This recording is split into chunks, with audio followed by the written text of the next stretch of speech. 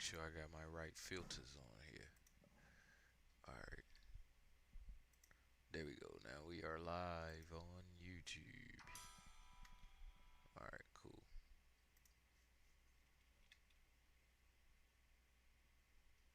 Hmm. I don't want to see the policy challenges, student success resource challenge face today's student. Dr. Akbar. Let's see what's up, Dr. Akbar.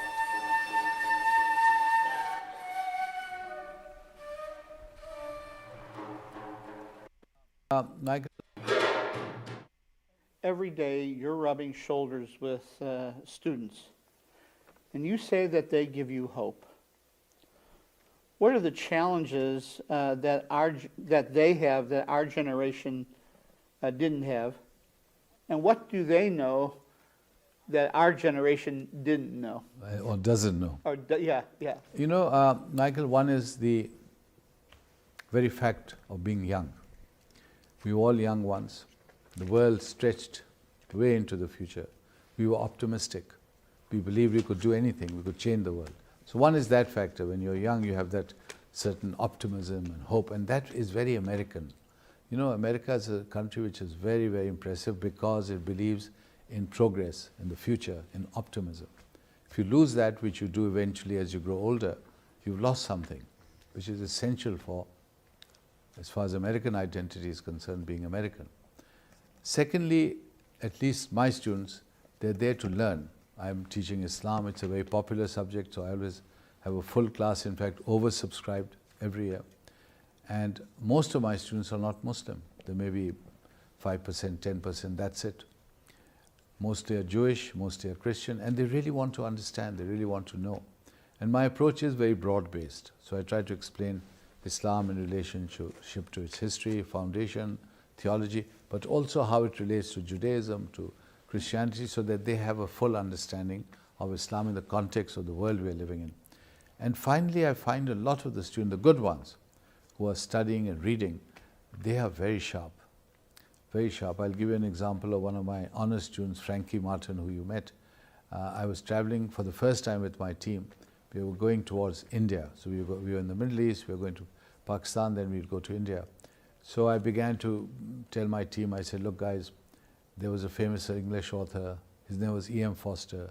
He wrote a famous book called A Passage to India, which has been made into films. Now, the significance of this book, and Frankie dug into his backpack and pulled out a copy of A Passage to India. And I was so pleased with that, I was so pleased. I said, my God, you forget knowing about him, you're carrying his book, because I was a great admirer of E.M. Foster. And a little tidbit, Michael, for your viewers, I actually met him. So just before he died in Cambridge, he lived in King's College in Cambridge. I just went up to his room, knocked on the door, and he came out. He was a little bit lost at that time, and he's.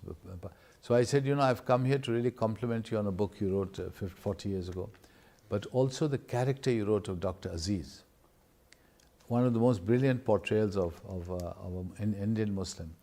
And he was a bit puzzled. He said, who's Dr. Aziz? He was really had reached that stage. And then he asked me, he said, do you know Sir Ross Masood or his children or grandchildren? And I was a bit puzzled because that was in fact someone related to me.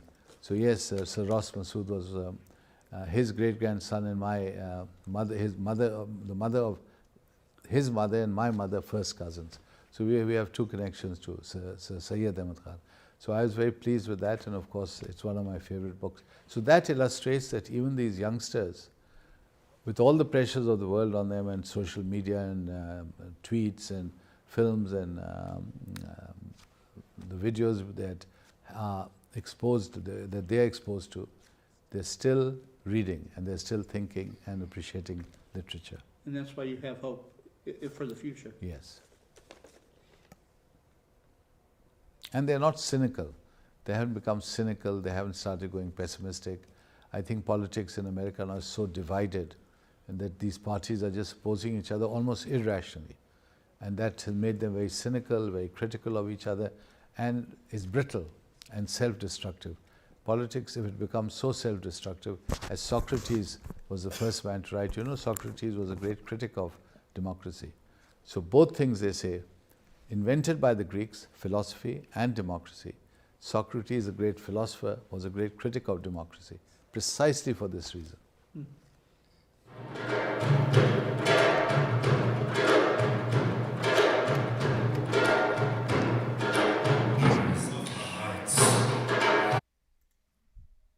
right, let's see what else we got. Huh. I watched this for a couple Now, what seconds. challenges do comic creators, whether they're writers or artists, face in today's society that needs to be addressed? I think probably it's something like what makes me unique, I guess. That's kind of the hardest one sometimes, but also one of the bigger ones, especially in like the sort of Western comics field. It used to be the case that it was just every possible take on superheroes that have been done, but over the last like 10, 15 years, as other genres have started to come up, and a lot of them have been sort of sci-fi, fantasy. Yeah, there's been a lot of books from people like Image and Boom and so on, and there's a lot of comics, and there's others called all the Kickstarter comics as well. Ideally, you would read them all to try and make sure you've got a full picture of it, but some say that's time consuming.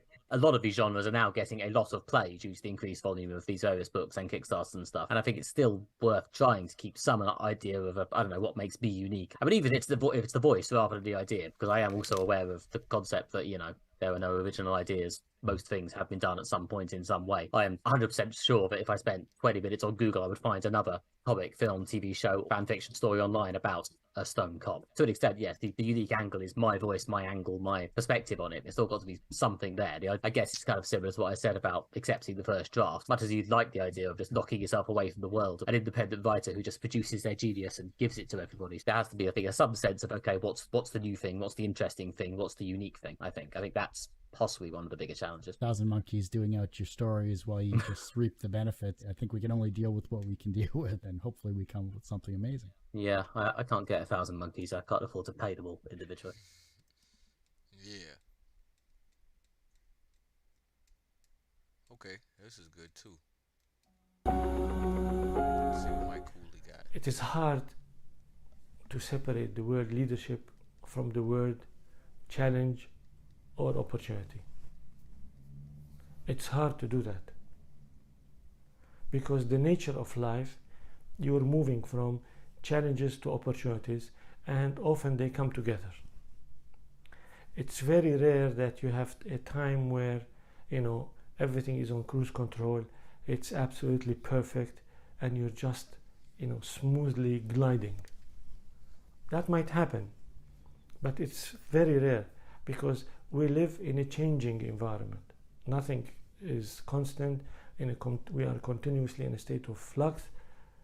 So things change.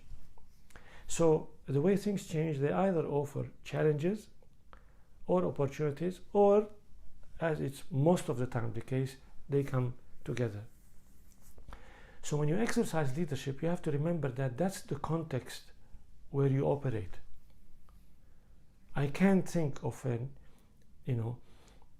leadership role without having to deal almost daily with challenges. Either the challenges of yesterday, that were passed on to today, so that you keep, working to solve problems, or the new challenges that emerge today, or both of them. And if you're lucky, with that comes also maybe opportunities. So when you exercise leadership, keep this in mind. This is the context. There's no break. This is not going to be, a time where you sit, in a sunny spot, stretch your legs, have a cigar, and relax. Maybe you can do that from time to time just to take a break. But the context, there's always something to do. Right. And of course, the bigger the organization, the bigger the entity, the more the challenges, and because the level of complexity changes. So the kind of, mountains that you have to climb are, completely different scale. Yes, sir. So what do you do in this situation? Number one, you accept it. That's the nature of your role. That's exactly why leadership exists. So that, you help the system, this group of people, family, organization, department, country, navigate, as realities change. So what do you do? What are the key elements for this? There are many, and we can talk about this for hours. Perhaps maybe the most important one is to start by asking yourself, what's the nature of my reality? What kind of reality is surrounding me? And you have to be brutally honest in asking this question, and with a complete open-mindedness.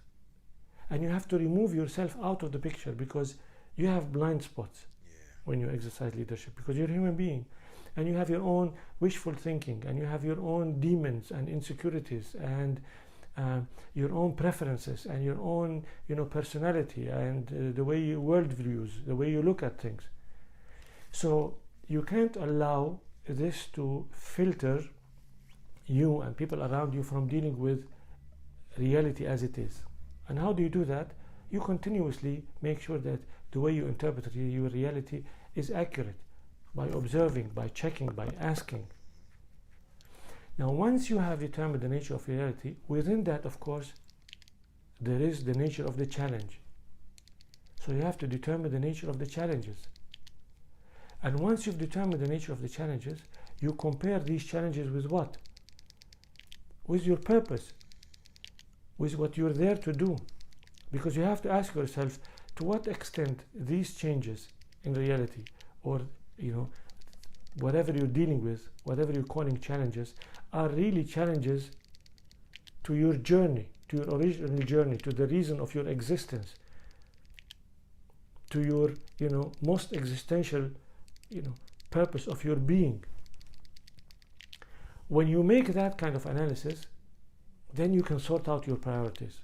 Okay, I have these 10 or 15 challenges, internally or externally, or both, and now I have to sort them out, compare them as per their impact on the purpose of my existence as an entity, or organization, or country, or family, or individual, and my priorities. So when you do this process, you do this mapping between your purpose and priorities, right, and the challenges, then you are in a better place to decide, okay, which challenge I should handle first.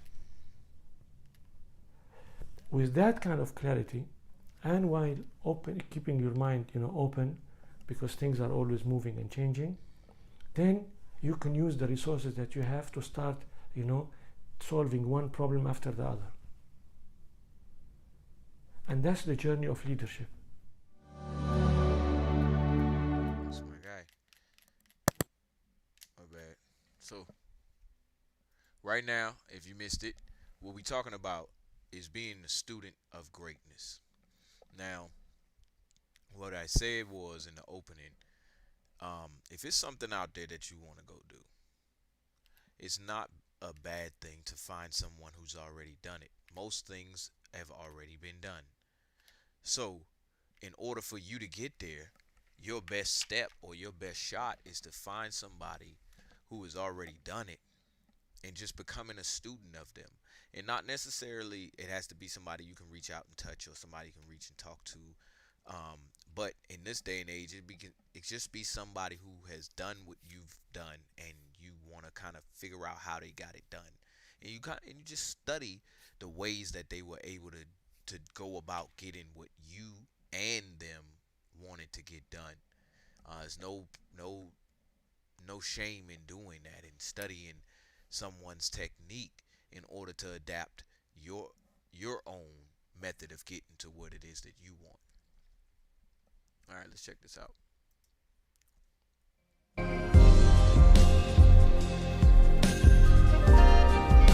always like talking. We like talking in videos now. Hold on, make sure my filter's still on. And it wasn't.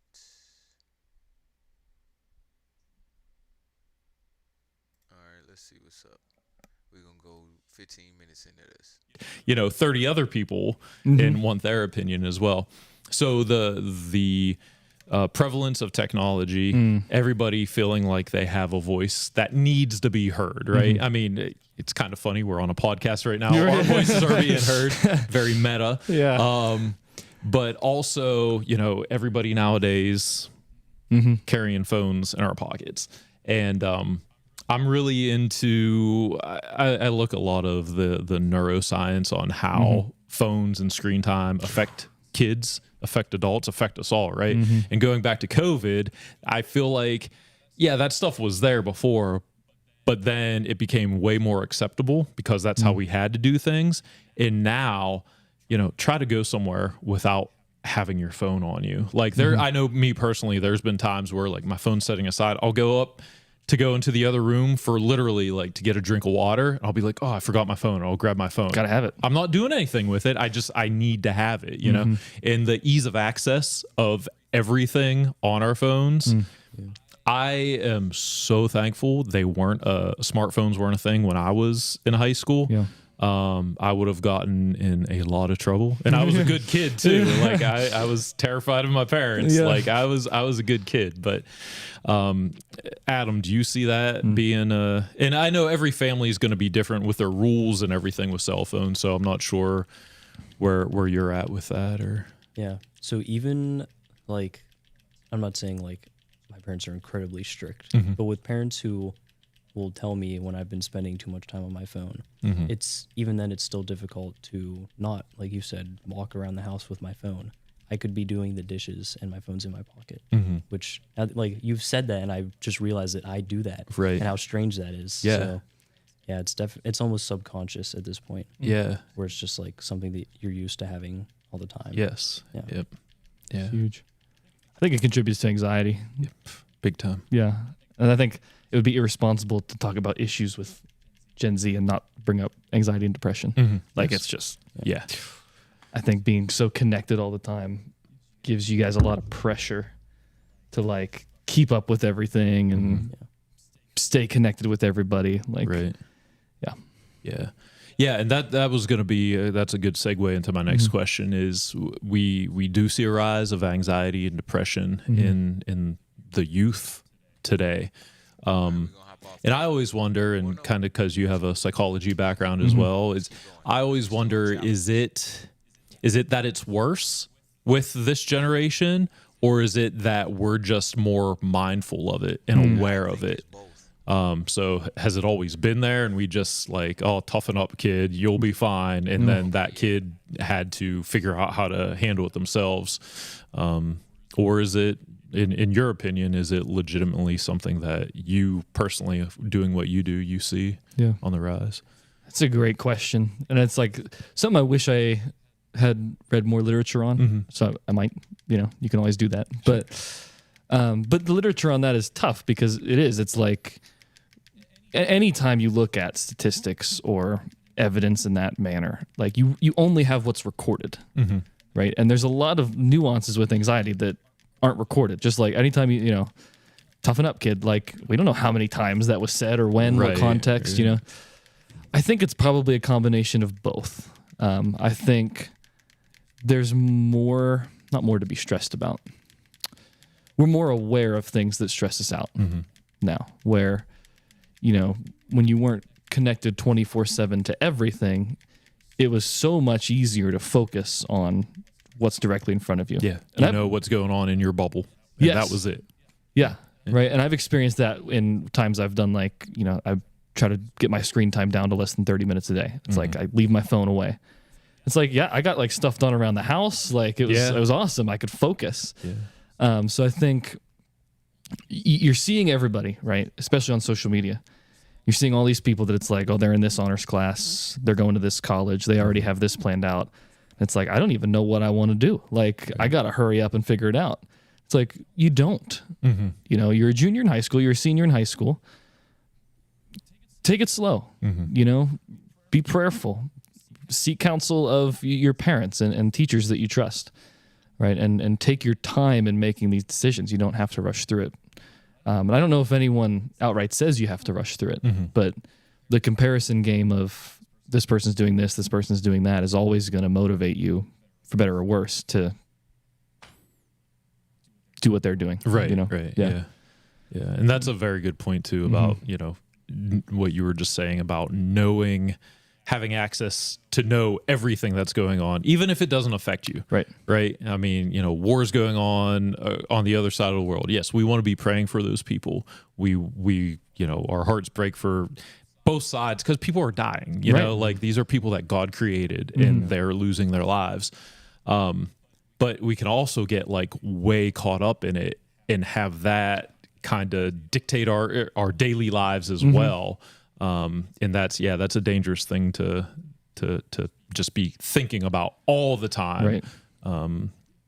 I know in my family, my parents have always said, you see like a rally, an anti-abortion rally or whatever. And my dad specifically has always been like, I'm going to start with my family and make sure I teach them why this is wrong or why, the Bible says this. And then as I teach my kids, it's up to them to teach their kids, right. And then them to teach in your sphere of influence and everything. Right. And he was always on the mindset that's going to reach more people than standing on your bully pulpit and just yelling at people.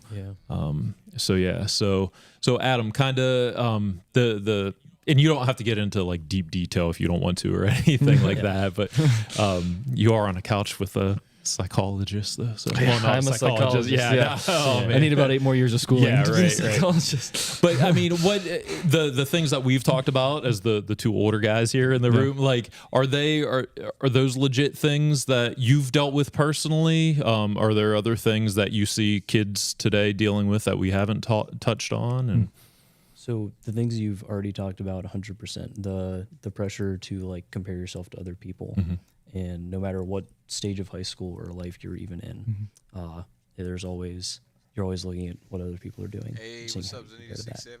And that's always a big struggle. We are students of greatness today. Find our way. Find your way Wednesday. That's the biggest thing that I've Being seen. students of greatness. so let me ask you this, and Right now, we're just exploring the challenges to students today. apologize for cutting you off. No. So like for me growing up, growing up, like, drugs, alcohol, sex were like the big like 3 that we were always being pressured with, or you were being told like this is what you're going to be pressured with. And I don't know if it was just the friends I hung out with or what, but it wasn't necessarily thrown in my face or as big of a thing as, people said, oh, you're going to have to deal with this. How are you going to react and everything? Is that kids these days? Are you all dealing with, the same pressures, drugs, sex, smoking, alcohol? I think those still very much exist. And like you said, how it might have just depended on the people that you hung out with. That's 100% the reason. The people who you spend your time around with and the habits that they have are going to be the habits that you have. So it's like, for me, I've had to get out of relationships whenever things like those would be brought up. Right. That's how I dealt with it, was to leave. Right. And while I may have been able to try to help those people instead of just leaving, then so it's just trying to figure out what you do in those situations actually is important, but it doesn't come up as much if you don't spend your time around people who are doing those kinds of things. Gotcha. Okay. Yeah. And we'll talk in youth group a lot too about, how do you find the balance of being friends with people that don't love Jesus so that you can help them love Jesus versus not being around people that are going to drag you away from him. And I think what we kind of land on and try to explain is the people that are in your closest sphere need to love Jesus. Right. Might not be a popular thing, but it's true. If you've got people pouring into your life that don't follow Jesus, you're going to be dragged away one way or another. But you still have those other relationships where you want to live in a way that they can see Jesus, but the people that you're going to trust and confide in and grow with are going to have to be people that love Jesus. Yeah. Yeah. No, that's a great point. And I know, looking back in my life too, because I had my church friends and I had my school friends, and I thinking about this can look back and say, when I was with my church friends, it was easy. We just got to like enjoy being kids and like having a youth and enjoy doing things, where when I was with my school friends, and I didn't hang out with like terrible kids or anything, but it seemed like the ones that didn't have Christ as their center, I was always having to be on guard because I didn't want to fall victim to that. And it wasn't as enjoyable of a time hanging out with them. So yeah, I try to teach our kids the best we can. Just like your inner friend group is so important. You need to have that personal relationship with Jesus, and then hopefully that permeates to the closest group of friends that you have, so that you can all feed off of each other. Because at the end of the day, we're all human. We all have our struggles, and we all sin, and we need to be there to rely on each other, for sure. So. All right, so we're going to get some more in here real quick before I get into this game.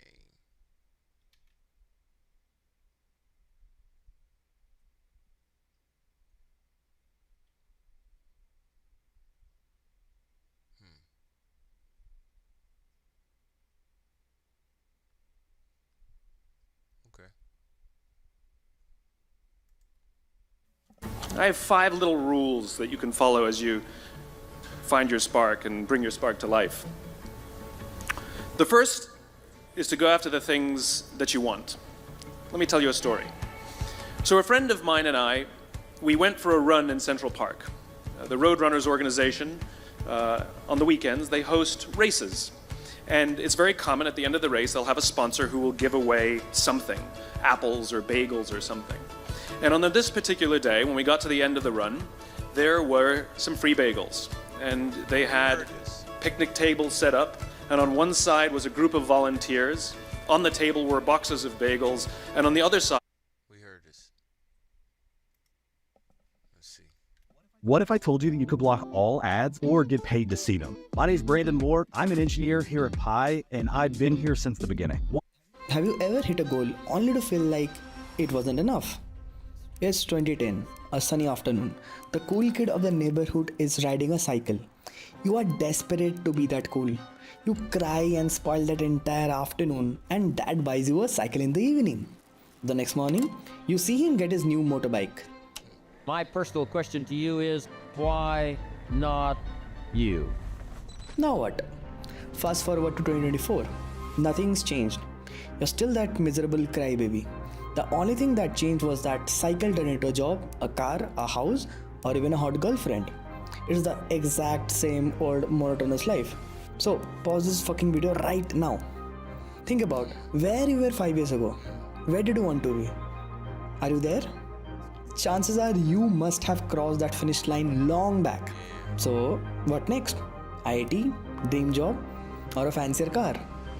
You're in the constant loop of comparisons. You need to fucking stop. When the last time you hit a milestone, did you smile?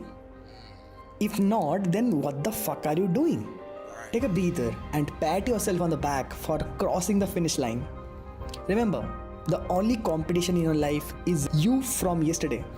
And even if you want to compare with someone else, get inspired, not insecure because you're not there yet. Start saying yet. Start breathing, start living. Because the where aspect of the journey does not matter. What matters is the how. And the next time you look for someone to compare yourself to, ask yourself, why not you?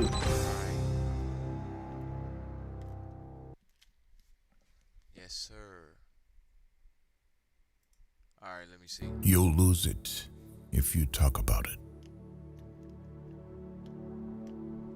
The more you try to be everything to everyone, the more you become nothing to yourself. Oh, go back. You'll lose it if you talk about it. The more you try to be everything to everyone, the more you become nothing to yourself. The more you spend clinging to the past, the less likely your future will be any brighter. There will always be someone who can't see your worth. Don't let it be you. If you don't separate yourself from your distractions will separate you from your goals. A man who fears rejection is a man who has already rejected himself. Life is like an elevator. While you're getting ready, we're already on the move. We're investigating, getting answers. Live on the story.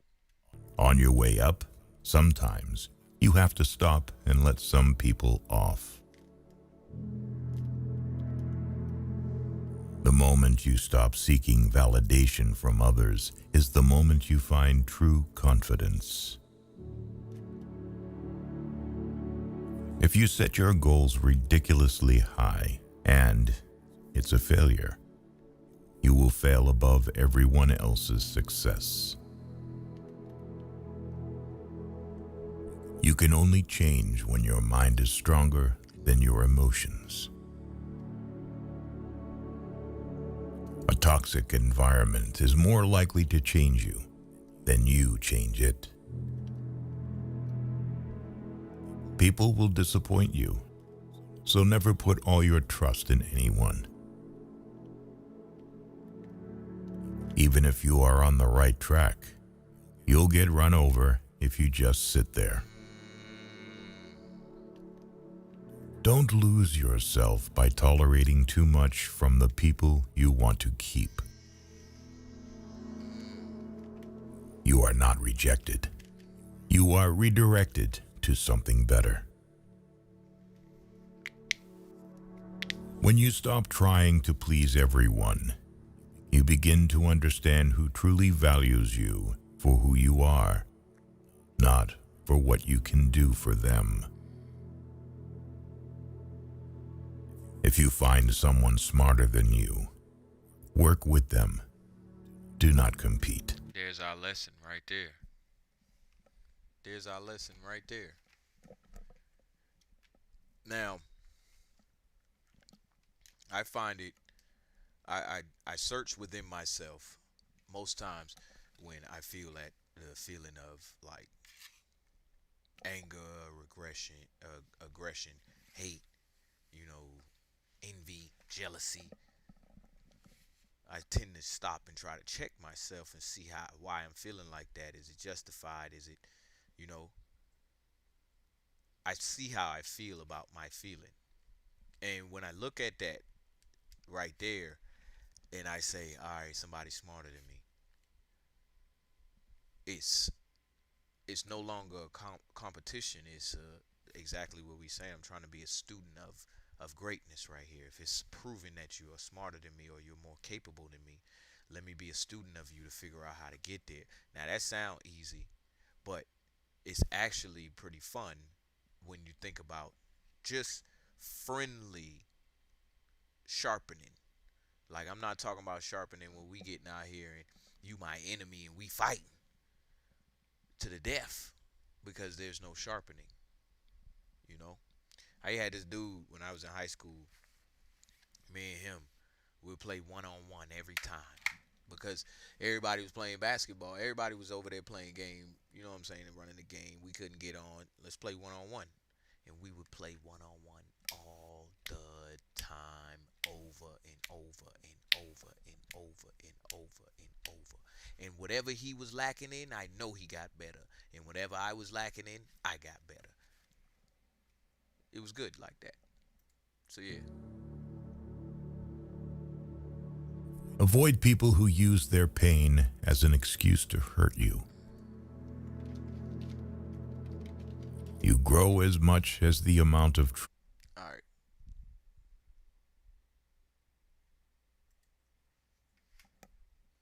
Stop asking research questions to ChatGPT. Its answers are not reliable, and they are difficult to... My advice to the young people, 25 years old, make enough mistakes. Don't worry. You fall, you stand up. You fall, you stand up. Enjoy it. 25 years old, enjoy the show, enjoy the show.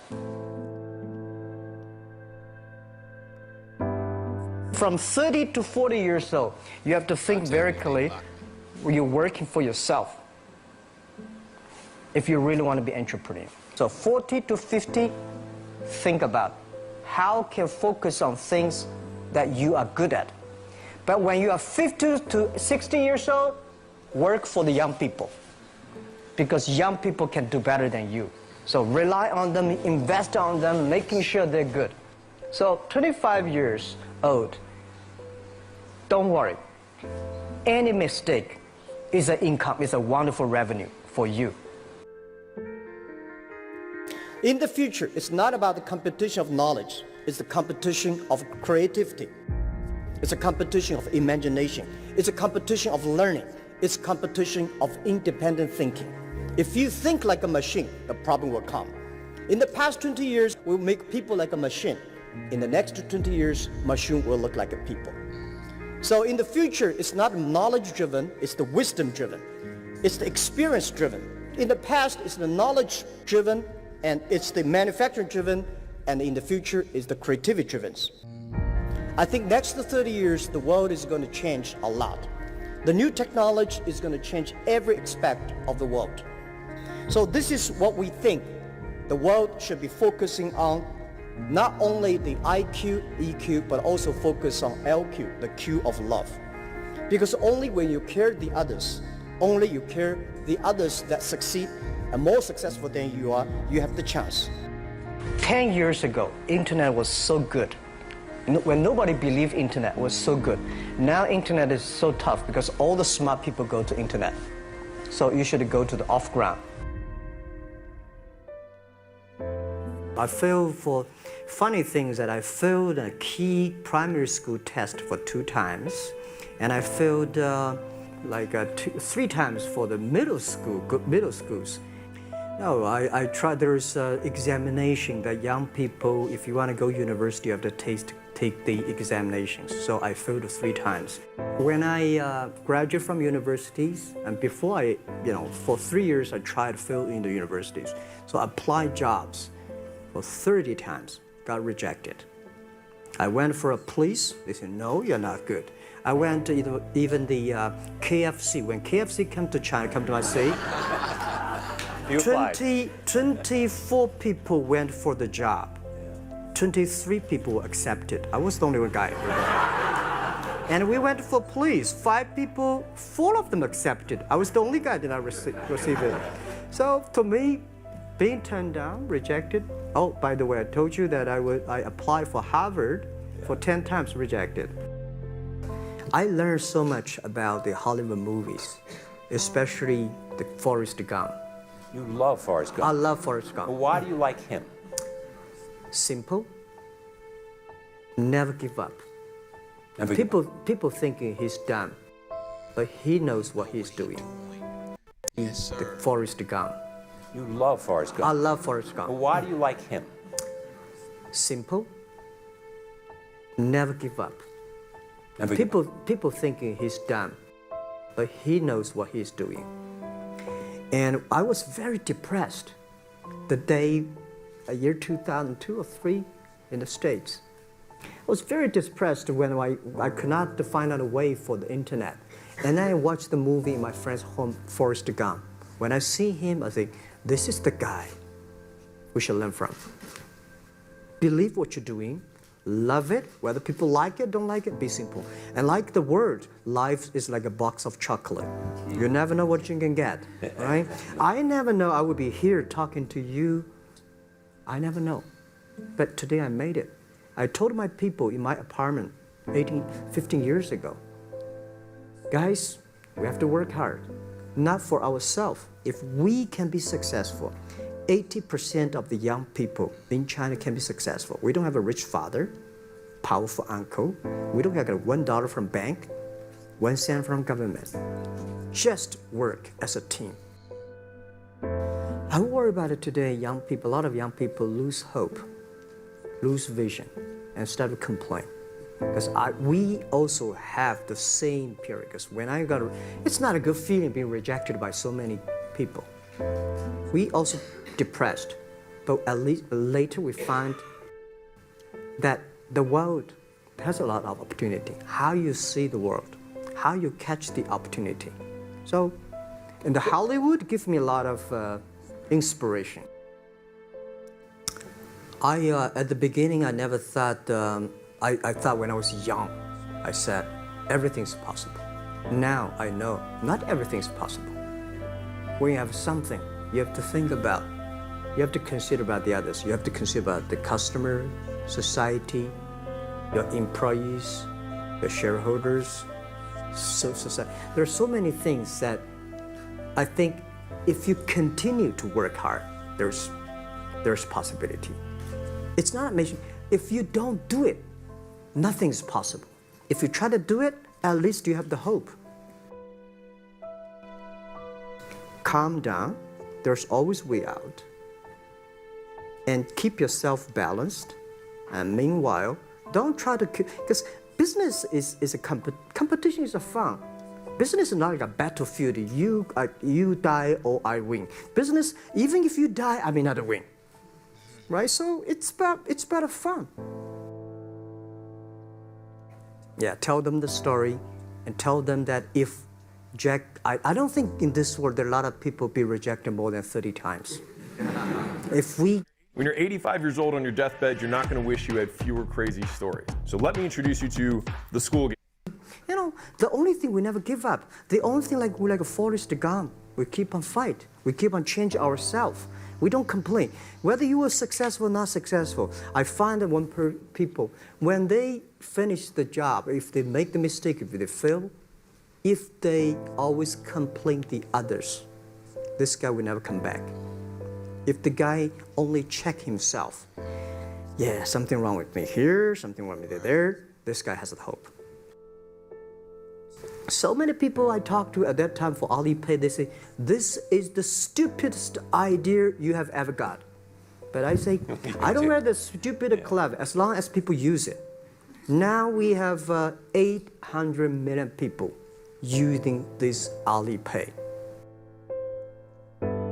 1999, year 2000, and even at the Yahoo time, a lot of people say this Jack is crazy. He's doing something that we don't understand. A lot of venture capitalists give you money because there is such a American model already there. But they say Alibaba, we don't see this kind of model, right? They say Jack's crazy. Yeah, this is a crazy guy. I mean, I remember my first time in Time magazine, they call me Crazy Jack. And I think crazy is good. We are crazy, but we're not stupid. Yes, sir. Yes, sir. We know what we are doing, but if everybody agree with me, if everybody believe our idea is good, we have no chance. So that's the money we raised. We're very thankful. So when our investors make a lot of money, I feel proud and honored. Everybody is made unique and different. So you must have a unique and different way. A lot of people today have a lot of complaints. Say, I don't have opportunity. I complained a lot when I was young and suddenly realized complaint does not solve any problem. Where the opportunity always in the place where people complain. There are so many opportunities in the world, in this world, because there are so many complaints. If you can solve the complaint, one of the complaints, that's the opportunity. That's the opportunity right there. So this is what we made. I think young people, if my advice to be an entrepreneur, don't be scared of failure, of setbacks, and don't give up. When we started the business, we had 18 founders, including me. 17 of them, most of them my students, and most of them, well, today people think these 18 people, the smartest people in China. We don't think we're smart. Honestly, we all graduate from the very poor schools. The only thing we did was that we're very united. We all believe the future. We are all optimistic. And we learn through mistakes. We never give up. If you graduate from famous university, please respect the people who graduate from the poor schools. Those people like us graduate from poor universities, please respect yourself. We have chance. Yes, sir. We came today to now. We made so many mistakes. People say, you are lucky. Yes, we are very lucky. We've been only 19 years to today's size. But we've gone through so many tough situations. We made so many mistakes that people cannot imagine.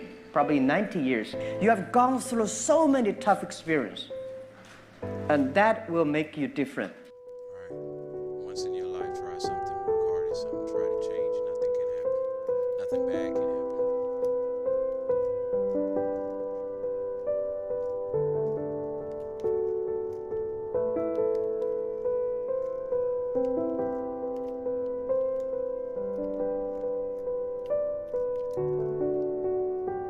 Sorry, y'all. Let's listen to this one real quick. We're contending with potential. And we know that because we wake up in the morning and poof, we're awake. Like the sun has risen again. We're awake and we confront the world. And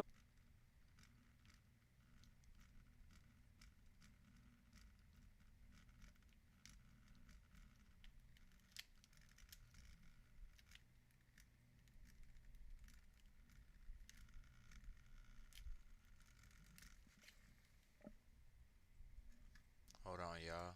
Let me get my filter on here. Hey, Sadhguru. Burnout. We all experience it at some point. It's so important to me that I've actually been working on it in therapy. In fact, with the help of BetterHelp, I've learned certain tactics and strategies to begin creating that balance for myself. It can be really, really difficult to set deliberate boundaries at work, with your friends, your family, and especially with yourself.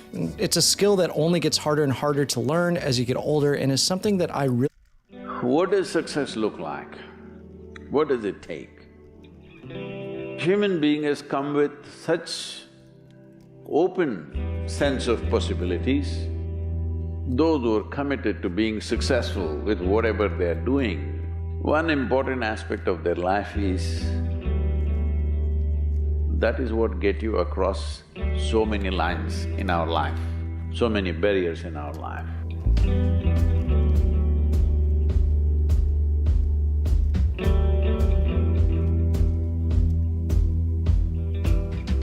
This happened in your school, maybe later in your university, later in your work. It's happening to people, maybe not everyone, but to a whole lot of people.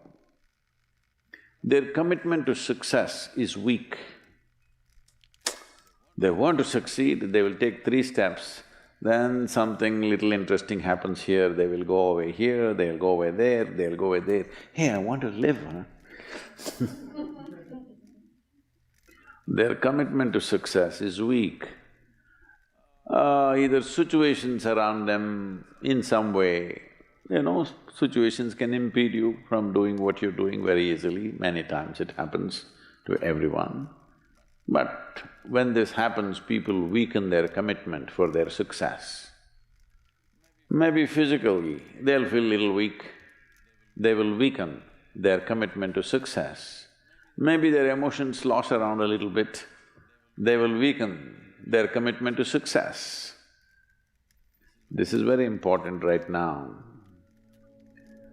However long it takes, this virus, you must come out of this successfully. That means you must stay alive, that's an important part. And commitment to staying alive should not be slackened, no matter what happened. Somebody very dear to us passed away, all the more important we must live. People around us are all sick, all the more important we are healthy to take care of the people around us. So our commitment to success should not weaken because there is social drama going on, or physiological drama or psychological drama, whatever happens, your commitment to success should not weaken. That is what get you across so many lines in our life, so many barriers in our life. So, what does success look like? What does it take? You must understand, those who made any significant achievements in their life, they did not, I don't want to take any personal examples of anybody. I'm trying to avoid obvious things that are coming to my mind. Well,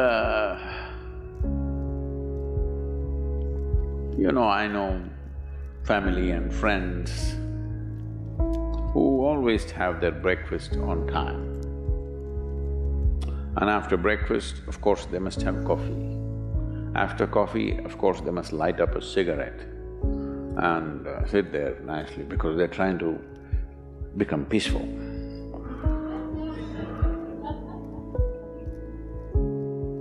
And then they will go to work, come back home exactly on time for lunch, eat lunch, rest for 1 or 2 hours, sleep, then evening have one tea and then smoke, and then again go to work. And 8 o'clock, 8:30, they're back home for dinner and then maybe other things, drink and this and that and whatever. Well, that's their priority. It's fine, I'm not complaining, it should not be that way. But those who have been very successful, either in music, sport, art, business, spiritual process, doesn't matter what, those people never know when they ate, when they slept, when they got afternoon rest. I've not seen such a thing in my life. So, those who are committed to being successful with whatever they're doing, one important aspect of their life is they're not settling down wherever it's a bit comfortable. Because comfort will happen when they lower you to in the grave, very comfortable you are, Have you seen how comfortable they are? Once they're dead, if you throw them there also they're comfortable, if you lower them they're comfortable, even if you burn them. Right? Yes or no? Comfort will come. Right now, it's about ensuring that there is profoundness of experience and there is impactfulness of activity. Because if they had given you a limitless amount of time, you could do all those things, nothing wrong, I'm not against them.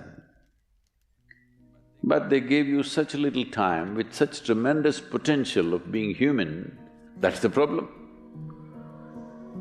If creation had made you like an earthworm, I'm not saying there's anything wrong with an earthworm, it is just that it's a unipolar potential, it can only do that much. An earthworm is not thinking of climbing a tree because it knows it'll be picked up by the birds, it never has such aspirations. It just wants to recycle the earth. It is beneficial to so many other lives, including us, but its objective is very clear, to eat and to reproduce and to die. Very clear objectives. That purpose to fulfill, he strives. I don't think he sleeps in the afternoon. I don't think so because many afternoons I've seen earthworms, they were all vigorously active. But a human being came with too many potentials. Because of that, it needs a certain level of striving for a human being to forget about the world, to consider yourself successful. If your idea of success is you're doing little better than your neighbor, I call that sickness, that is not success. You are happy that your neighbor is worse than you. Is this sickness or success? It is sickness. But in some way you feel fulfilled with what you're doing, let's consider that as success for now. It doesn't matter whether you're better than somebody or worse than somebody, that question should not even come up in your mind. But in some way you feel you're using yourself fully and there's a certain sense of fulfillment in your activity. Well, if you're capable of just closing your eyes and simply sitting without any activity, that's fantastic. But you cannot do that. You cannot do that right now in the states that you are. You can't simply close your eyes and become still. Instead of being busy, you will become preoccupied. That doesn't mean you're improving, that means you're regressing in some way. The problem about this success is people always making judgments, I did this, I did that, maybe this didn't work, maybe this is a mistake, that's a mistake. There's no such thing in life. See, at one time you were a monkey, all right? This is not me, this is that Englishman, you know? Charles Darwin said, you were all monkeys. At one time you were a monkey just a brief while ago.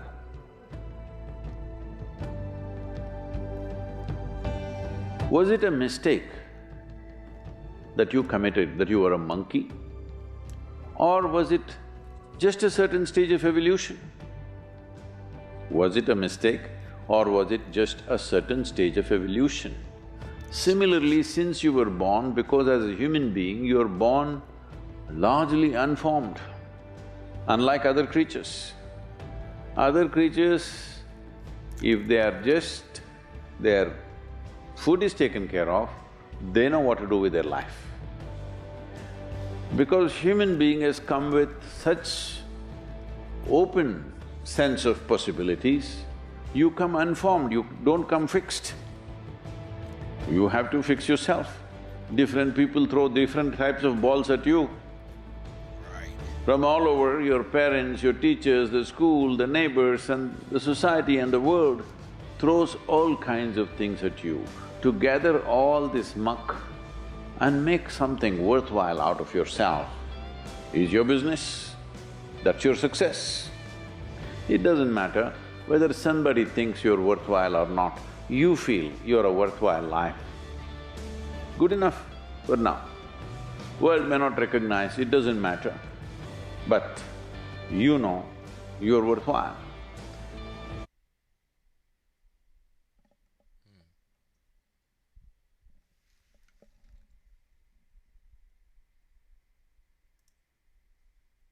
Lovely people, great people, welcome to my study table. Okay, yeah, today I've set a whole day for my studies because we are approaching exams and I have to study. I don't want to fail. This is what brought me to school. I want to be somebody great in the future, yeah.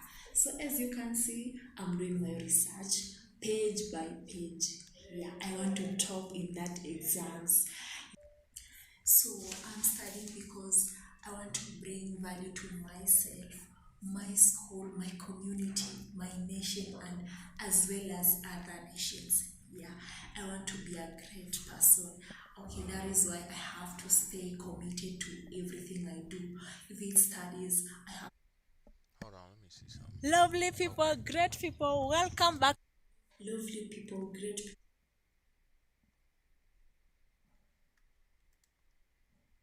So I know you've been into that kind of shit, like Alexander the Great, and all the different Belisarius conquerors, and all these guys, yeah. Pippin, Charlemagne, Clovis. Now, is this stuff that you just studied because you wanted to study conquerors? Does it just interest you? I wanted to study that mindset, you know, and I found that the greatest conquerors that ever lived were farmers. You know, farmers, sheep herders, somebody that we wouldn't think that's important and stuff. And then as they became great through that, they gave birth to great children who were born with greatness, like Alexander the Great and stuff. Like Philip the Macedonian, that whole bloodline of Alexander, they were all kings, but they were all very small and insignificant until it was one Alexander before him that was pretty great and fought against the Persians, but eventually they lost, and they pretty much kissed the Persians' asses. You know what I mean? The Persians put them in a position of power until Philip Macedonia came, who had the nickname a.k.a. Philip the Barbarian. And he wanted to go across there and enslave all the Persians and everybody after that, the world. And Alexander the Great mother, who was a really interesting woman. I'm trying to say Albanian, maybe, and they had a different kind of study and worship and stuff back then. So he got caught up in that. His family didn't like her for that, but she arranged for Alexander's father, I think, to be killed, for Alexander to have the power. Then her kids had the power. She could lead through her kids while he was on campaigns, right? And when he was on these campaigns, now that his father was gone, he just conquered everything. But when he ran into the Afghanian people, he fell in love with them. He wanted to interbreed with them. He wanted to create a new race of Afghan. He just madly fell in love with them, and that's pretty much why his family, not his family, but the Greeks went mutiny on him, because they were jealous that they were giving big positions to the Persians. No, Afghanistan. He loved them. He even quote, "Afghanistan is the most beautiful people in the world. God must have loved them more than anybody. He made them beautiful." He really fell in love with them. When did you start getting really into like conquerors? When did you start? 15. When you're 15. Yeah. What introduced you to it? I was at the table eating with Cuss, and a friend of mine named Craig Ward said a statement which he was wrong, but it sounds really good to make me investigate. He said Alexander the Great at his time was like 6'5", so at 6'5", 300 years before Christ, that was a giant, which was wrong. He was very small. The armor was too big for him. He was a really small guy. He wasn't big at all. And so just that alone, him saying that, got you interested Yeah, in I Alexander thought he was the a monster. He was a massive guy, but then I found out he's just a small man, average guy. You know, he's not a monster at all, not a big man at all. But you got interested in the mindset of the conquerors. Yeah. Well, listen, this is what I want to know. Why would one person think that he could fucking own the whole world? One person. Why would he have that mind? Who would think like that? Right. Why would that's not a fucking person. That's just something when your egos just got so out of whack. Where you just can't think rational. How do you think like that? And you're a nice person. It was a guy before him, a couple of hundred years before him, named Cyrus the Great. He was just like, he was a conqueror, but he was a conqueror for liberty. He wanted to conquer all the slaves and let them go. Conquer all the slave masters, let them go. He got killed for that too. But can you imagine who the hell? Maybe that sounds cool too, right? Yeah. That's good. That's a good thing. But listen, think about it. Who the fuck is he to take somebody else's property, take somebody else's stuff because he believes it's wrong? Which it probably is wrong. I think it's wrong. But who the fuck is he? Right. Who is this guy to take others, just to conquer you? You don't bother nobody, but this is what they did back then. Now you're killing everybody. Back then, it was really legal. It's almost in the Bible. It's in the books. It's not, I won't say it, but it's in books. Slavery is in the books, in the religious books that we need slaves, and he did this. And this guy's going to say, hey, no more slaves. He's 500 BC, so he's going to say no more slaves. No more. Slavery is wrong out through the whole world. So he wants to conquer the world and free all the slaves. Wow. So that's just a different mindset. Yeah, they're different kinds of mindsets that these conquerors had. But who he think he is? Who the hell is he? He has his little town over here. How he's gonna go over the whole world? His town is right here. Well, forget his town. His country is right here. Yeah. You know? And he haven't even conquered his country yet. Now he's gonna conquer the world and liberate freedom, make freedom. What kind of guy? Now that's nothing. If that's not somebody on drugs, you tell me. Right. No, you tell me. Now be honest. If that's not somebody high, you tell me. It could be coke. No, that nigga, it's something. It's something. Now, I'm gonna free everybody. Right. This is the It's that's something. my guy. Be honest. If that's not somebody high, you tell me. It could be coke. No, that nigga, it's something. It's something. Now, I'm gonna free everybody. Right. This is at 500 BC, this is slavery is what it is. This is the way of the world. No, I'm gonna free all the slaves. That's pretty crazy. I'm gonna free everybody. What did you get out of like reading about their mindset, like studying Temujin, studying Alexander the Great? Like, what did you get out of reading about their mindsets?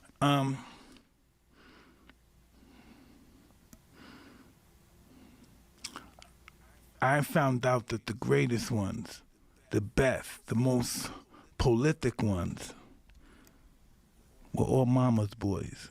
Really? Yeah, afraid of their mother. Wow. Napoleon, Alexander. You know what I mean? Wow. Genghis Khan too? Yeah. Really? Yeah. What do you think that is? Huh? What do you think that's all about? Highly respect their mother. I think their mothers were the first, especially Alexander the Great. I think she was the first stage mother. I think there was some before her too.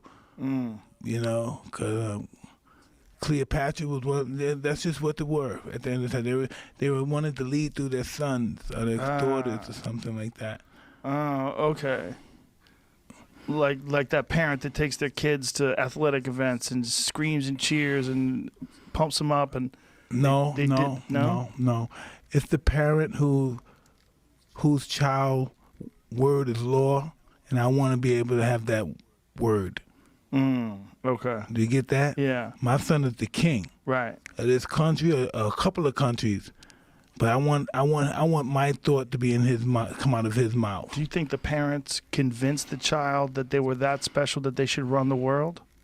Some of them do, but as some kids get older, like Ivan the Great, Ivan the Terrible, they get older and then they realize these people weren't right towards me, and they start killing his sponsors or the people that were rep his step parents and stuff. You know, some of the kings did it too. You know. So when you were studying this, when you were coming up as a boxer and you're studying all these conquerors, you were trying to understand their mindsets. Yeah. And you were trying to apply that to your own life? Pretty much, yeah. Did you get anything out of it? Yeah. Yeah? Yeah. What did you get? Like how did it apply to your own life? Well, at the end of the day, they all ask God for forgiveness. All of them. So when you're reading all these books about all these conquerors, when you're a young man and you're on your way to becoming the youngest ever heavyweight champion, and you're trying to take on the mindset of the conquerors, and you find out they all ask God for forgiveness. Yes. How did that affect you? That was pretty cool, because by that, I learned greatness was the willingness to die. By, doing research on these particular individuals. And that's what they were willing to do for greatness. And you heard about Achilles and stuff. He what did he want? A short life of greatness and a long life of obscurity. Yeah. So he took the short life, and that's what Alexander did. When you study these people and you take that conqueror's mindset, did you get anything out of that? Did you apply that into your own pursuit as a champion? Absolutely, because you have to listen. Alexander the Great was 32 and he conquered the known world. Yeah. In 10 years.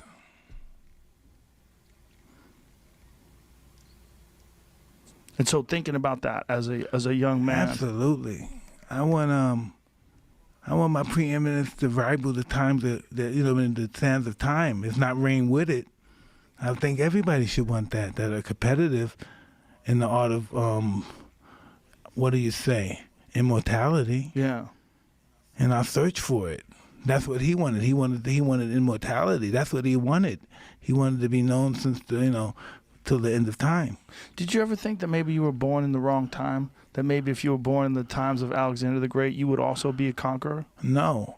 I am a conqueror now because I've conquered myself and my demons. Yes, sir. Not because I'm at that time. I'm never born to. I'm born in the right time. Most of them. That's what he wanted. He wanted immortality. That's what he wanted. He wanted to be known since till the end of time. Did you ever think that maybe you were born in the wrong time? That maybe if you were born in the times of Alexander the Great, you would also be a conqueror? No. I am a conqueror now because I've conquered myself and my demons. Not because I'm at that time. I'm never born to. I'm born in the right time. Most of them couldn't conquer their demons. That's why they ask for forgiveness from God, all of them. Because just like the gentleman that discovered Alcoholics Anonymous, Yeah. He inspired. Maybe he had a problem with alcohol at the end, but how many people have he inspired? Yeah. That is so much bigger than him succeeding or not with his problem. What's interesting about him is he was interested in LSD. Bill Wilson, Yeah, that was a big thing of his. That's what instructed him to have the program. Yeah. To develop the program. Yeah. When you're talking about they all would seek forgiveness from God. It's so interesting to me that you turned to cannabis, and cannabis allowed you to forgive yourself. Yeah, listen, the reason why they ask for forgiveness for God, this is interesting that you said that, is because they believed they were God. And they had to, at the end of the day, realize and check themselves. That they're not. Yeah. They're not God. And then they've done horrific things. Oh, yeah. At the end of his life, he was so forgiving and giving everything away and so sorry for everybody. Wow. He didn't know how to forgive himself either. He didn't know how do you do that when you think you go, how do you forgive yourself? So at the end of the day, he said, look, the man who conquered the world died with nothing in his hand. He gave everything away, had no swords or nothing. Wow. He was so freaked out about dying, being the rich guy and stuff, and having so much property and having the world like he possessed, because he had the world. It's this gentleman that Eugenius, forgot the guy that they named Sloth after, the animal sloth, Eugenius. I don't know, but he was like, he's considered a homeless bum nowadays. Today he would be called a bum, a homeless guy, whatever. And Alexander been watching him. This is how keen he is. He's watched this guy for years. And he said, listen, before he became king of Greece, he's watched this guy. This is when he wasn't king of, and he said, hey, listen, I watch you and I have everything. And I'm unhappy and you don't have nothing. So what can I do to you to make you happy? And know what he said? Know what he had the balls to say? He said, first of all, you can be kind enough to move out the way of the sun and then allow me to enjoy my day. And he couldn't conceive of somebody to turn him down for riches and stuff. He couldn't conceive of it. It just blew his mind. He was so blown away, he couldn't even kill a guy for disrespecting him. He was just blown away. He said, I have everything. And he realized he wasn't happy. He had it all. He's the king of Greece. He didn't even know where he was getting ready to go. He's getting ready to be king of the world, but he's the king of Greece and he's just not happy. And he has everything.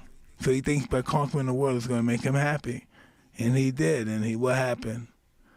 He turned into a drunk. Wow. Imagine that.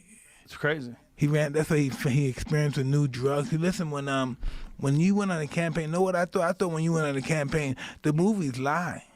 They say you go on a campaign and just around 300 gladiators or whatever, 10,000 soldiers. No, they bring their whole family with them.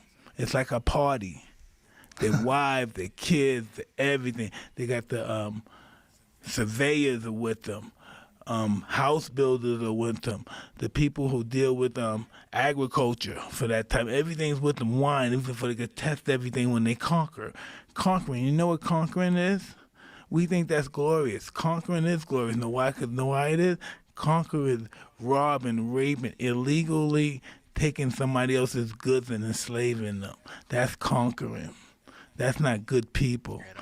All the people we like, we say these guys, this guy, he conquered this, he conquered that. They hurt people. They did it for greed. They didn't do it for, we're going to help our people. They did it to take things because they could. Now, when you were coming up as a fighter and you were reading all these things about conquerors, you were fueling your mind in that way, and you were also studying a lot of fights. You studied all the old school champions. Yeah. Are you doing that now in this resurgence? Like, are you studying films? No, but I think I know everything about them already. I did the research on them. I was a kid, so I started reading I started going to the other level. Mm-hmm. So I go from the level of these guys that are fighters, the gladiators, all those guys. So I go from them to the generals, and from the generals to the gods. All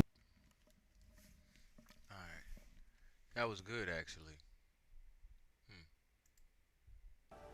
Stop strategizing so much. Stop setting so many plays. Stop doing things only based in fear. You don't learn a lot from doing things perfect. You learn a lot from things that could be considered a mess up or a screw up. Mistake. They say from a mistake. Not an L, it's a lesson. Like, the universe will assist you when you are acting in love. I tweeted this thing where I said, when you're acting in love, you're like a drop of water and you have the ocean as your army. When you act in fear, it's just you and your money. Now, you could take your money and put it in Bitcoin, put a credit form, put it in cash, or all your cash, and then stand up to the ocean, and who's gonna win? Take all your extra time out and put it towards your craft. You know, you can't just go to the movies and play basketball and do all these different things and still focus on that. If you're trying to break through, you gotta focus, like that's all you do. Because anybody that's out there doing, they know how hard it is to actually do.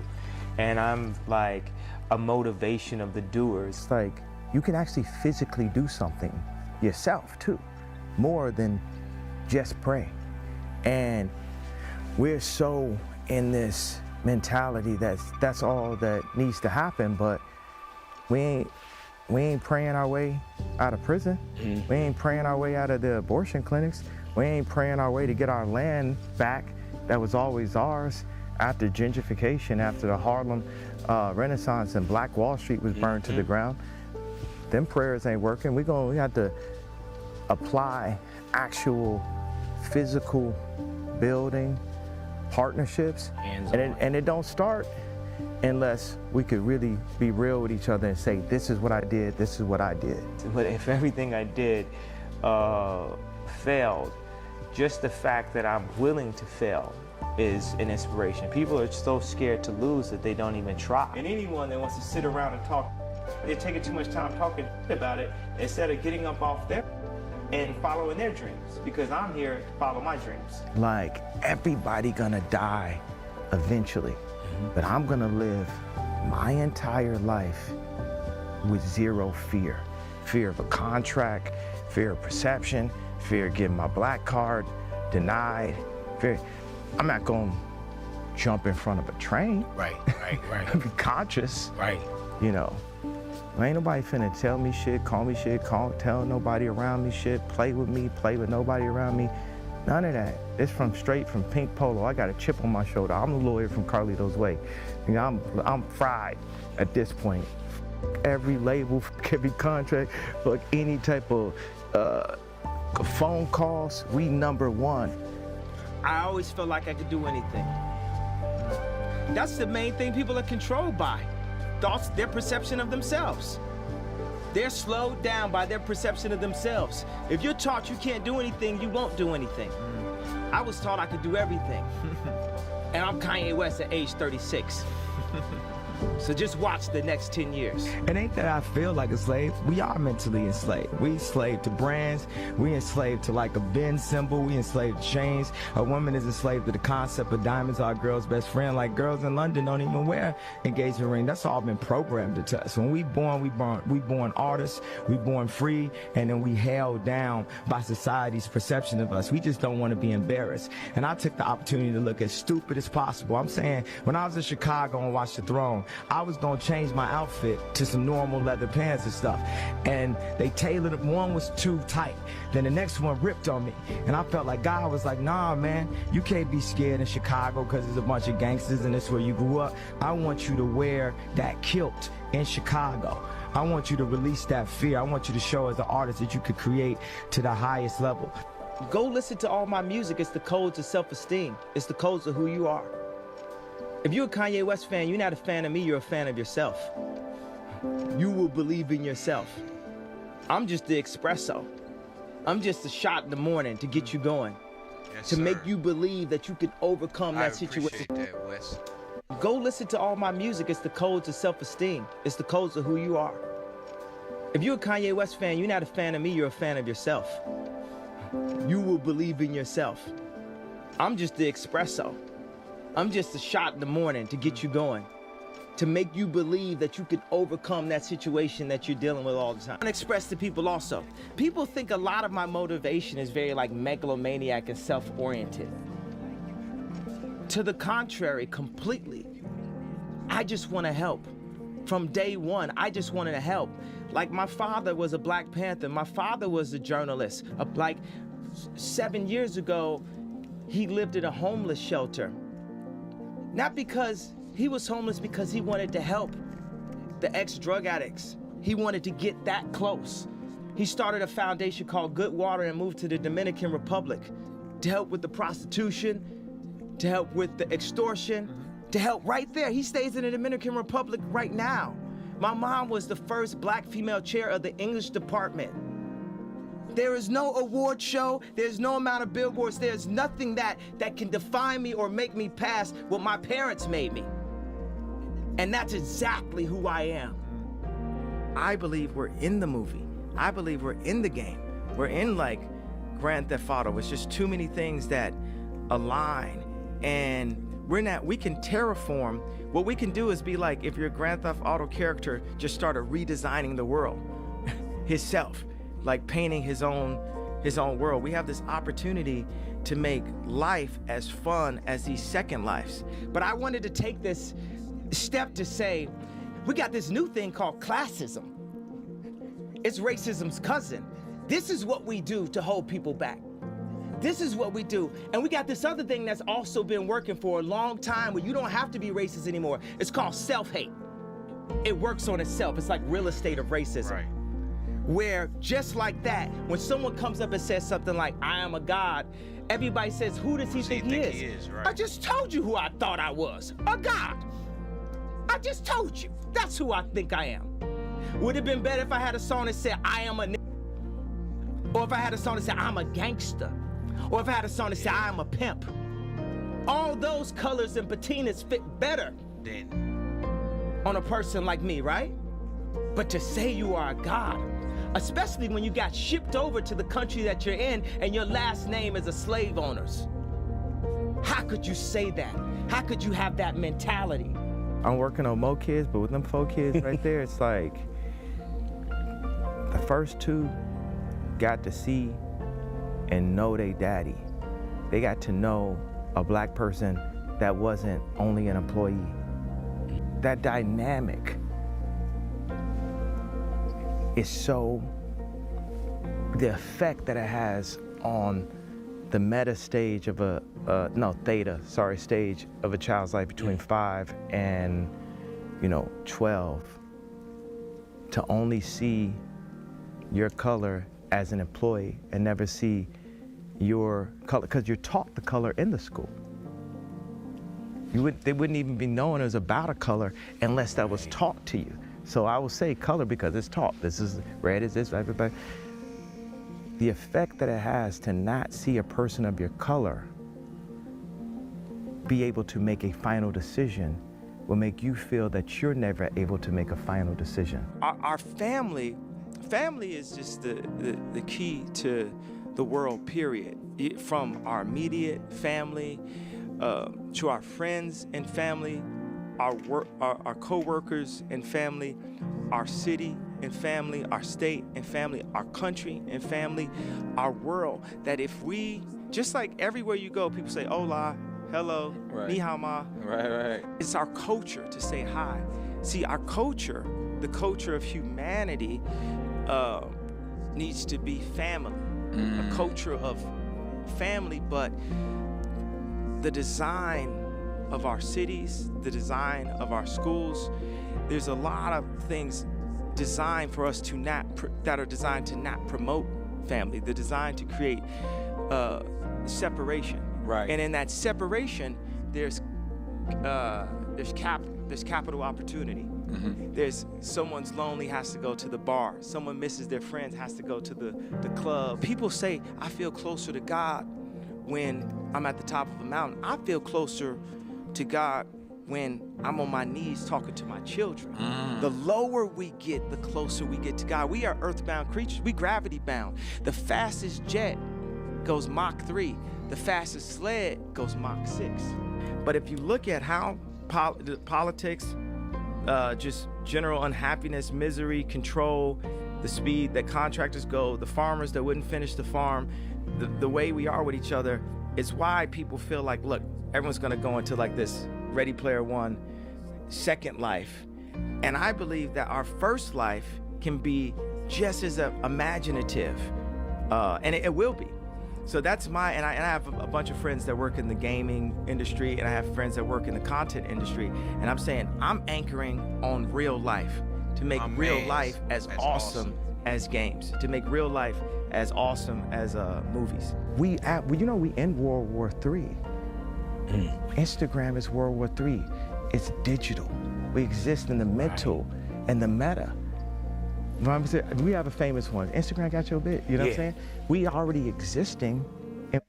We have a famous one. Instagram got your bit. You know what I'm saying? We already existing in World War III. It's a digital meta mind war of perception, cancellation, this many numbers. Oh, it's a rap. They touring ain't doing good. Let's turn down they touring. Let's turn this down. Oh, we like this artist now, we can turn this down. Like, you know what I'm saying? Right, and this like, one we can turn up. And everybody's like, well, I want you to smile in your photo. Nigga, we are in war right now. 50% of black deaths is abortion. We kill ourselves. That's psychological warfare. We don't buy no land. We doped out, we fried out. Everything that we promote is about the destruction of what we're doing. We are at war. The fucking trainer told me that. Harley. Why he told me that? Because he thought I was a monkey.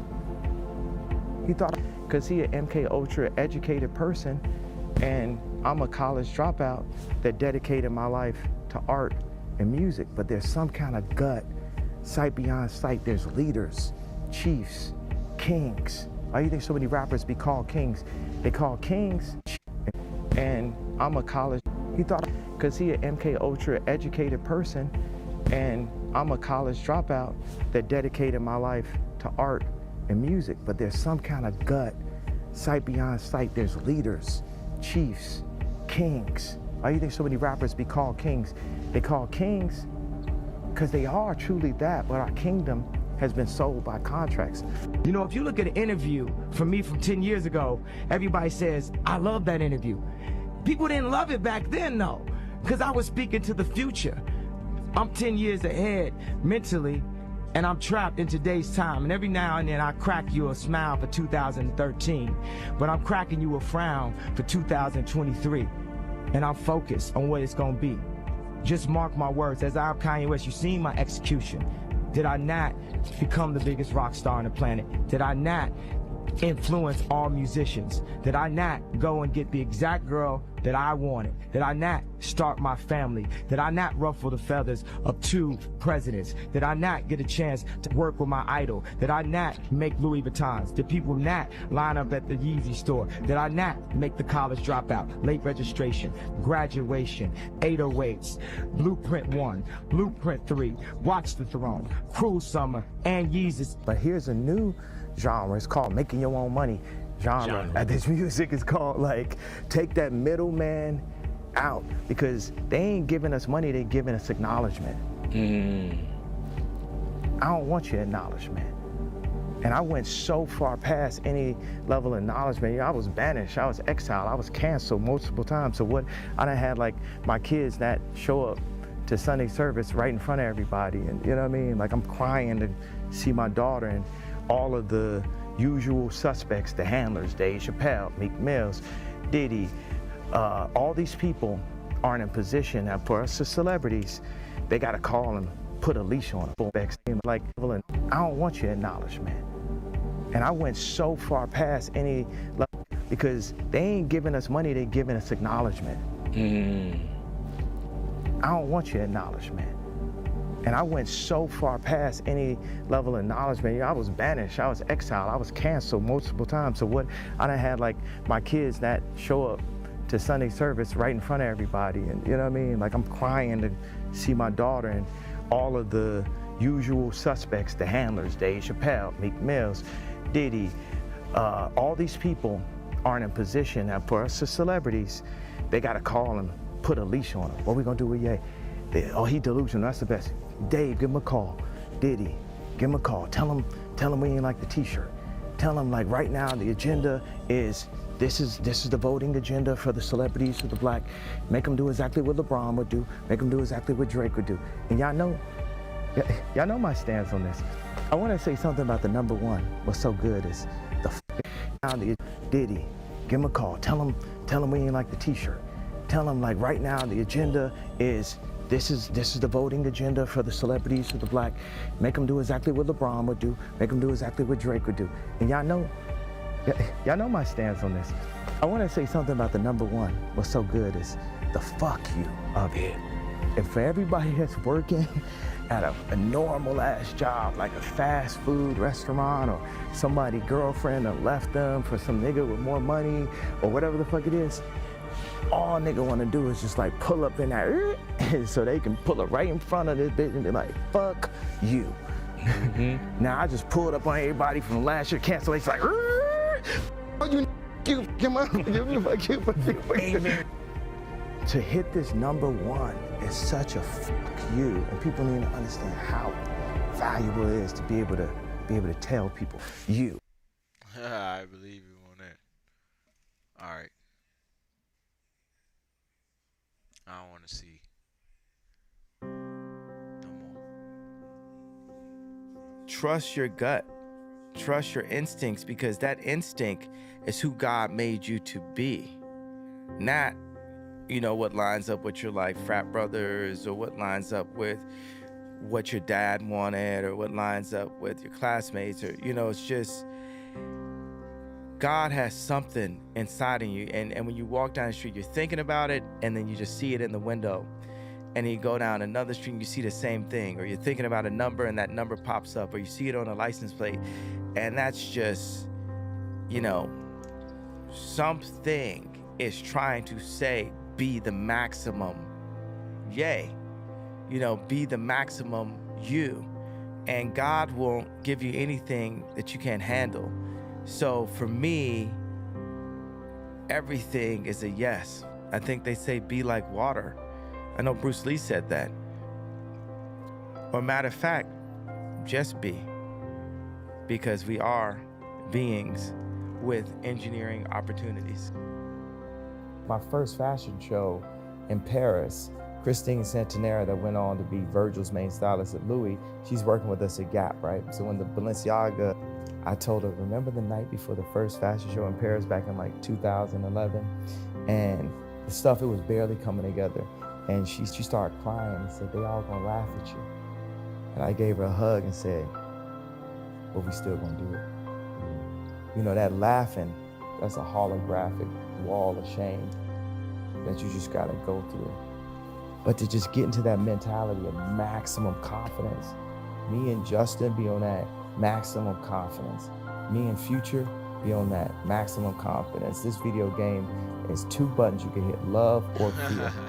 And we about that love, not being in fear. And sometimes I go real like radical with it, like, okay, just come and get me, because I'd rather that than to live in fear.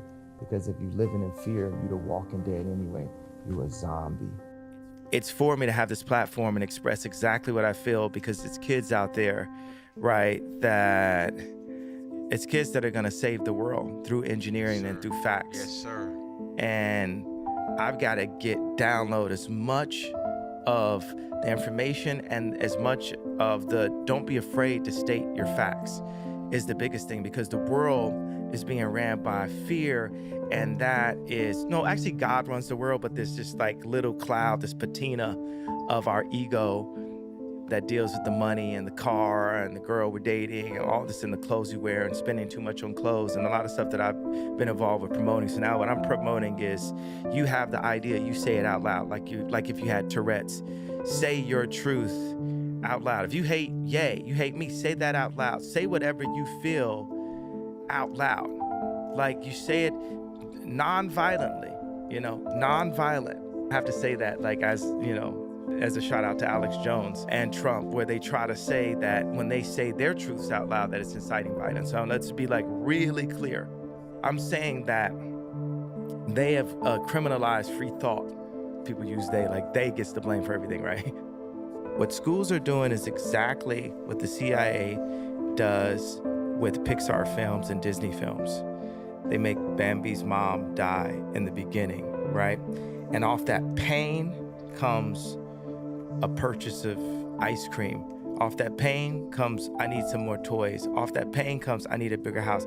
Off that pain comes, I need more girls than my wife. Off that pain comes, so they put that pain in to make us, now we're the orphans of capitalism, to make us be consumers. And we need to be a community, not just consumers. Right. So I could have went another 7 minutes by being a person who presents himself in a way that says, well, I don't have to feel your pain because I also have pain too that's not being recognized. And in every interview, when I say, well, why did I get to the point of putting up the tweet? No one wants to understand why I got to that point, right? You had pain. Yeah, but let's say this. Undoubtedly, Jewish people have a lot of movies about that pain, and black people have a lot of movies about the pain of slavery, right? It's almost impossible to find a movie about Mansa Musa. When you go to the African History Museum in Washington, D.C., it doesn't start with the idea of Africans being kings. It starts with the idea of Africans being slaves. Ultimately, I am fighting a battle in the spiritual form. And anyone that believes in God and is looking at this interview would agree with that. And I just so happen to be a bright part of God's army. I'm fighting for us to live. The greatest gift is life itself. I am pro-life. I am pro-God. I believe that Jesus Christ is our Lord and Savior and died for our sins. First of all, knowledge, because knowledge is the most important resource to our species above water. Knowledge itself, because then you can go get water. I mean, you can argue, like, if you're a baby, how do you get water? But the baby doesn't have it, you know? So someone with the knowledge then feeds the baby the water. But it's important that those with the knowledge teach the baby how to find the water themselves. And the business people that I've been dealing with have been keeping the baby sick by not sharing the information and the knowledge within inside of those contracts. My people are sick.